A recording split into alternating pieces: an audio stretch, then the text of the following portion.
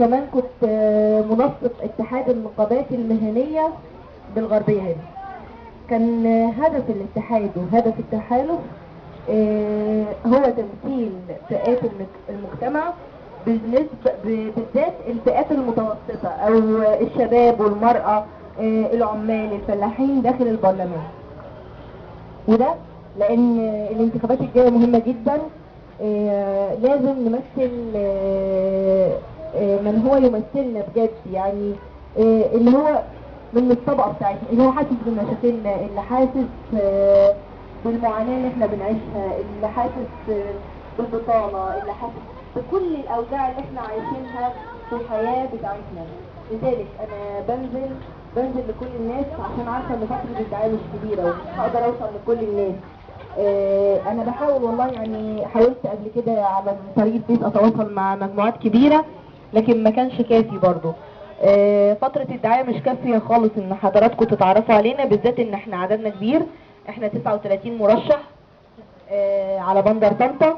المطلوب منهم 3 مقاعد ان شاء الله. يعني طبعا صعب ان انتوا تحددوا دلوقتي برضو ال3 مرشحين، لان العملية عبارة عن دعاية، يعني هو زي مهرجان دعاية.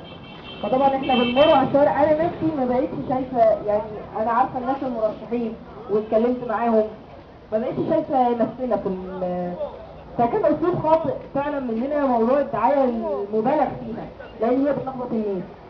كان لازم نوجد طريقه عشان نقدر نتواصل مع الناس ويعرفونا او يوصلوا لينا، يعني او يحسوا ان احنا فعلا مهتمين بان احنا نعرف نفسنا لحضراتكم.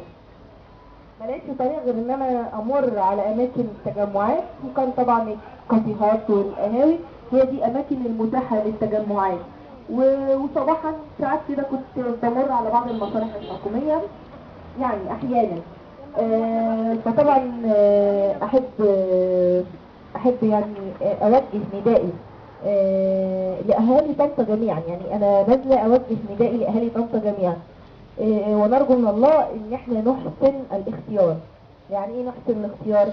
البرلمان الجاي ده كله شبه بعضه، يعني 3 مرشحين او 39 مرشح شبه بعضهم، مش هتقدر تفرق، لان ما بقاش في حزب تبع الدولة او اي انتماءات، يعني او اي انتماءات اخرى، كله نازل مستقل او نازل، ومفيش حزب تقيل ومفيش حزب، يعني كله شبه بعضه.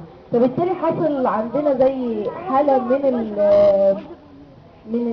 مع عدم الرؤية او عدم وجود الاختيار الجيد، مش عارفين ان احنا نختار مين.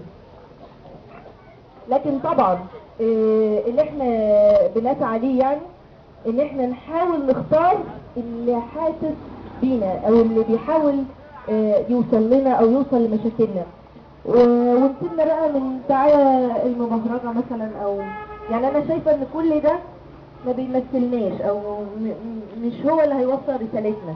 اعتقد ان مجلس النواب هو ليه رسالة قوية جدا، ان احنا لازم نوصل صوتنا ومشاكلنا جوه البرلمان.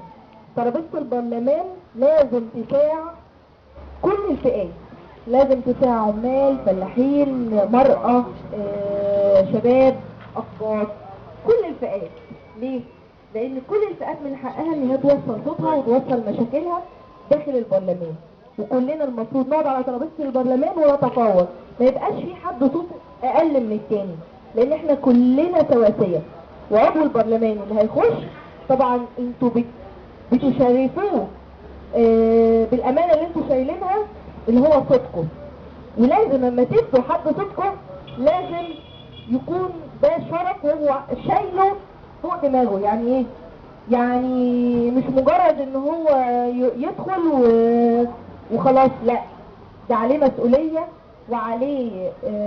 وعليه واجب اتجاهكم في التواصل معاكم، وفي التواجد في المواقف الصعبة معاكم، رؤيته في مشاكلكم، عملية عرض مشاكل المحافظة او عرض مشاكل اهله اللي هو حضراتكم طبعا. وده اللي بناشدكم بيه، ان انتم لما تيجوا تختاروا يا ريت، انا ما بقولش نختار مرة ضياء يعني، بس انا بقول طبعا انا يشرفني ان انا اقول الثقة دي بس برضو انا بدعو الكل بصراحه وبامانه ومن قلبي يعني ان احنا لما نيجي نختار فعلا اللي نحس ان هو هيمثلنا بجد، مش داخل لمصلحه شخصيه، او مش داخل لمصلحه فئويه، او داخل لسياسه خاصه بيه. فلذلك ادعو الكل ان احنا نحسن الاختيار، وانا متهيألي ان ربنا بيقف معانا، واحنا شعب صادق وبيحس بالمرشحين بجد وذكي، متهيألي بيفهم بسرعة ان هو ممكن يخدم، وان هو داخل مثلا مظهرة وسلطة اعتقد ذلك يعني. وطبعا اتمنى من الله ان انا انول ثقتكم، ولو في فرصة ان انا اعرفكم على البرنامج الانتخابي او اي سؤال حضراتكم عايزينه، طبعا انا مش عايزة اطول عليكم، لكن اتفضلوا اللي عايز يسألني اي سؤال ولا اعرض البرنامج. يعني تحبوا اعرضه ولا حضراتكم تسألوا؟ طيب ماشي تمام.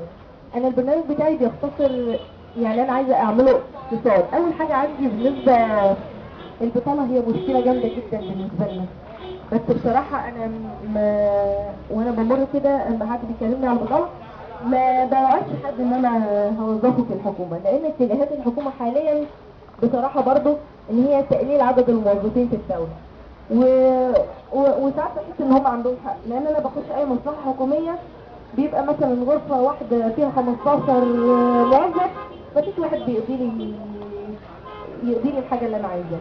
فبالتالي دي بتسمى بطالة مقنعة، يعني هو موظف ياخد فلوس مني ومنك، لان دي ضرائب احنا بندفعها، وفلوس بتتاخد مننا بتتوجه للسلك الحكومي او الوظائف الحكومية، وبياخد الفلوس دي، وبالتالي ما بناخدش خدمة في المقابل بتاعها. فلازم يبقى في تخطيط عن لعملية التوظيف. وانا ما بطالبش الحكومة بالتوظيف، بس لازم يبقى في نسبة برضه للتوظيف، بيبقى في نسبة. هي قانون الخدمة بيقول ان في شهر يناير وفي شهر 7 هيبقى في عدد معين من الوظائف المتاحة يعني، لكن كمجمل مش عايزين نعتمد على العدد الصغير، لان احنا عددنا بالملايين، وعدد الشباب اللي عنده بطالة والفتيات برضو عددهم كبير. فلذلك احنا بنتجه لإنشاء وزارة او انشاء زي جهة لدعم المشروعات الصغيرة. احنا شعب الحمد لله ربنا مدينا كثرة في العدد، اي يعني عندنا موارد بشرية جيدة. الموارد البشرية دي الصين استغلتها قبل كده في عمل كل شخص في الصين كان بيعمل حاجة. لذلك الهدف بتاعنا ان احنا نعمل مشروعات صغيرة، او الدولة تخطط لمشروعات. يعني انا هطالب الدولة ان هي تحدد احتياجات السوق المحلي، احتياجات من زراعة وصناعة. اعتقد احنا بنستورد قلم الرصاص وبنستورد سجادة الصلاة من الصين، مع ان الصين ممكن ما بتصليش، بس بنستورد. والابرة حاجات بسيطة احنا ممكن الشباب عندنا يشتغلوها ويدخلهم دخل بسيط او يدخلهم دخل معقول، وفي نفس الوقت نكتفي بمنتجات بسيطة داخليا، ما نعملش السبب ده. طبعا هيوفر لنا في العملة الصعبة. لذلك انا بدعم المشروعات الصغيرة من صناعية وزراعية.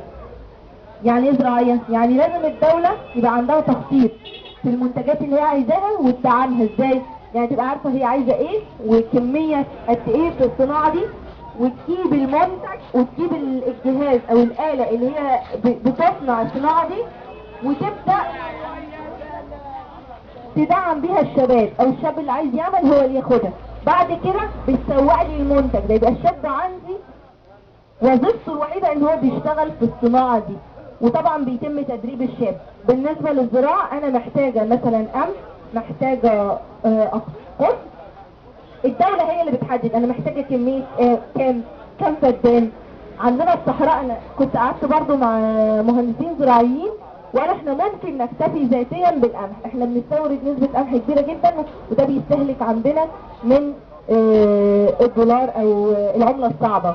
فبالتالي انا لو الدولة عملت تخطيط وعملت زي في الصحراء الغربية بدأت تحفر آبار، يعني هي اللي تحفر وتعد متاكن بسيطة للشباب بحيث ان هو يقيم ويزرع هناك قمح، في خلال سنة او سنتين هنبدأ نكتفي ذاتيا من ان احنا نستورد قمح.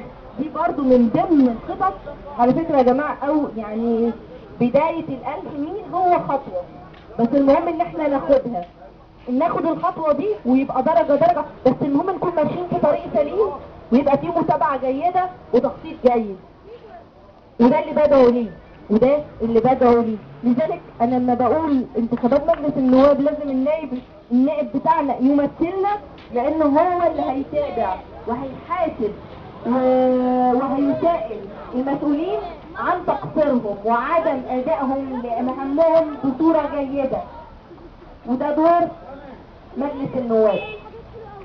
فده اول حاجة انا بدعو بيها. اولا البطالة عن طريق المشروعات الصغيرة صناعية وزراعية. بعد كده عندي التعليم الصناعي بصراحة او التعليم الزراعي، ده من اهم التعليم اللي موجود اللي انا ممكن استفيد منه كدولة. التعليم الزراعي كان في مشروع اسمه مبارك كل، كان اول لما دخل كان كويس جدا، كان بياخد الطالب قسم ملابس مثلا اخره ويوديه في المصنع يشغله يدربه على المكن الحديث ويديله راتب في يومي. انت رحت 3 ايام في الاسبوع وليك راتب، فده ادى حافز للطالب ان هو يتعلم وفي نفس الوقت بيدخل دخل لاسرته. ده المفروض يتم من خلال التعليم الصناعي والتعليم الزراعي وكل التعليم المهاري.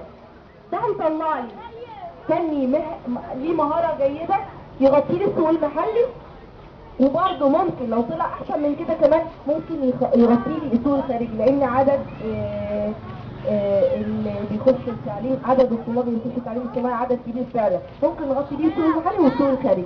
وده برضه من الافكار اللي عندي ونفسي انفذها، بالذات التعليم الصناعي. عندي اقسام كتيره، عندي قسم كهرباء، تبريد، عماره، نجاره، في اقسام الكترونيات. كل الاقسام دي ممكن تفيد المجتمع فعلا وممكن تفيد في صناعات صغيره.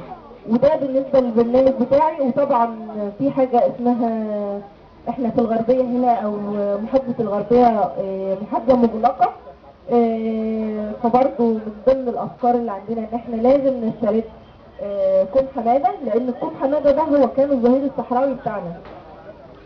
باسترداد كوم حماده للغربيه هيفتح لنا مجال ان هيبقى فيه اراضي دوله ممكن نستفيد منها بانشاء مناطق صناعيه، مناطق للاسكان، اسكان الشباب.